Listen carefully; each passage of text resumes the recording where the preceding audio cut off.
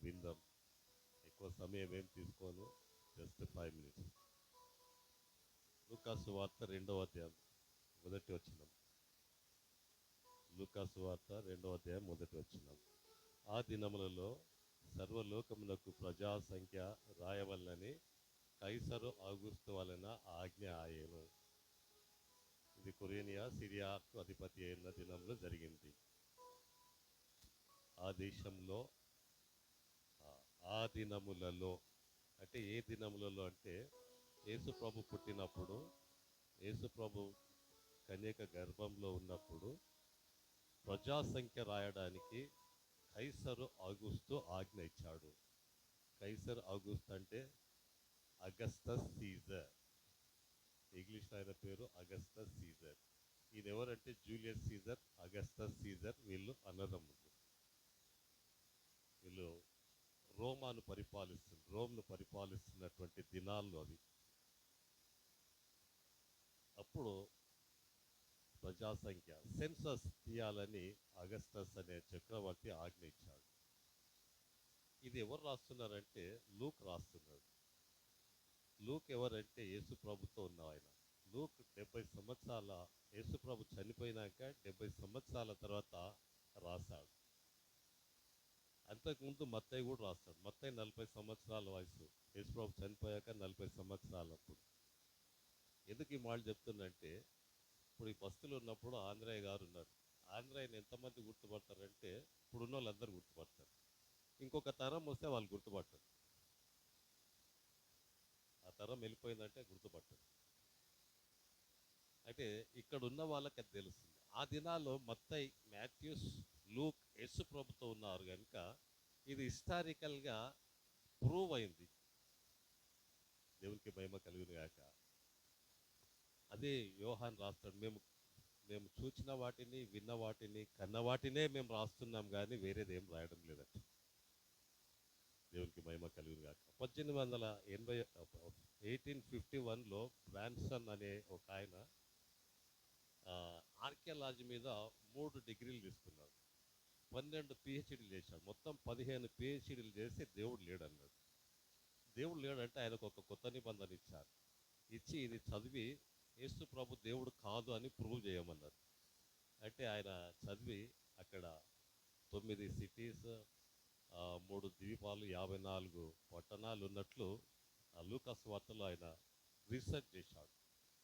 ఇవి ఉన్నవాళ్ళేవా అని ఇజ్రాయెల్ దేశానికి పోయి ఆయన మొత్తం స్టడీ చేస్తే లూకాసు వార్తలో రాయబడిన 3 పట్టణాలు, 3 దీవులు, 9 పట్టణాలు, 54 గ్రామాలు అవన్నీ ఉన్నాయని.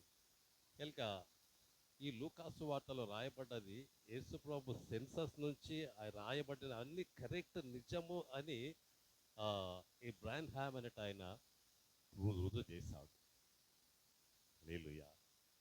కనుక ఆ దినములలో అంటే సంఖ్య రాయబడ్డప్పుడు అది నిజము, ప్రూఫ్, రికార్డ్ అయిన ప్రూఫ్, సత్యము, నిజము. రెండవది, ఆ దినములో ఆ దేశంలో కొందరు గొర్రెల కాపర్లు పొలంలో ఉండి రాత్రి వేళ తమ మందను కాచుకొనిచుండగా అని. మొదటిది ఆ దినములలో, తర్వాత ఆ దేశంలో. ఏ దేశంలో అంటే ఇజ్రాయెల్ దేశంలో. ఎవరు అంటే గొల్లలు. అక్కడ గొల్లలు ఉన్నారు, దేవదూతలు ఉన్నారు. దేవదూతలు వచ్చి గొల్లలు చెప్తా ఉన్నారు ఏమని, ఇదిగో రక్షకుడు మీ కొరకు పుట్టి ఉన్నాడు. రక్షకుడు దేవదూతలకు కాదు, రక్షకుడు ఎవరికంటే మనుషులకు. దేవదూతలు పుట్టిన వాళ్ళు కాదు, దేవదూతలను దేవుడు చేసుకున్నాడు. దేవదూతలను దేవుడు చేసుకున్నాడు, మనుషులు పుట్టారు. అది సత్యం. కనుక మనుషులకు రక్షకుడు పుట్టి ఉన్నాడు అన్నాడు. ఈయన ఎవరంటే ప్రజలందరికీ ఒక మహా సంతోషం ఇచ్చే దేవుడు అని. హల్లెలూయా. మన టాప్ సినిమా యాక్టర్ రజనీకాంత్, ఆయనకు ఈ దక్షిణ రాష్ట్రాల నుంచి ఒక గొప్ప పెద్ద అవార్డు ఇవ్వాలని, ఫస్ట్ నువ్వు టాప్ హీరో అని నీకు ఒక అవార్డు ఇవ్వాలని ఆయనకు ఆహ్వానం పంపినప్పుడు ఆయన విన్నాడు. రజనీకాంత్ మీదకి వచ్చాడు. ఈ ఐదు రాష్ట్రాల్లో నీవు చాలా గొప్ప హీరోవు, నీకు ఈ బహుమతి ఇస్తున్నామంటే ఆయన తీసుకోలేదు. ఎందుకు సార్ ఎందుకు తీసుకుంటలేరు మీరంటే, ఆయన చెప్పిన మాట ఏంటంటే, నన్ను అందరికంటే టాప్లో పెట్టావు, ఇంకంతకంటే నేను పైకి పోలేను, కిందికి రాలేను. తెలుక నేను పైకి పోలేను, కిందికి రాలేను. నాకు పైకి పోవడానికి వీల్లేదు, కిందికి రావడానికి వీల్లేదు కనుక నాకు అలాంటిది తృప్తి లేనిది, సంతోషం లేనిది నాకు ఎందుకు వద్దన్నాడు. హల్లెలూయా. అదే రజనీకాంత్ గారు తెల్ల బట్టలు వేసుకొని హిమాలయ పర్వతాల్లో తిరుగుతూ ఉంటే అడిగారు, ఏం సార్ మీరు తెల్ల బట్టలు వేసుకొని చెప్పులు లేకుండా ఇక్కడ తిరుగుతున్నట్టే, నాకు శాంతి లేదన్నాడు.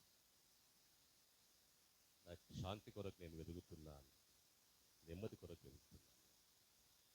హల్లెలూయా. అత గొప్ప star bill gates, top top ఎంతో ఎంతో సంపాదించాడు. ఆ సాఫ్ట్వేర్ ఆయన వదిలేశాడు. సాఫ్ట్వేర్ అంత టాప్ ఉన్న వాళ్ళు వదలరు, కానీ వదిలేసి ఏం సార్ అంటే, నాకు నెమ్మది లేదు, ఈ డబ్బులో నాకు నెమ్మది లేదు, శాంతి లేదని. హల్లెలూయా. దేవులారా, సత్యం గ్రహించాల్సింది ఏంటంటే, ఈ పరిశుద్ధ గ్రంథం ఏం చెప్తుందంటే, ప్రజలందరికీ కలగబోవు మహా సంతోషకరమైన శుభవర్తమానము నేడు మీకు తెలియజేస్తున్నాను, దావీదు పట్టణమందు నేడు రక్షకుడు మీ కొరకు పుట్టియురు.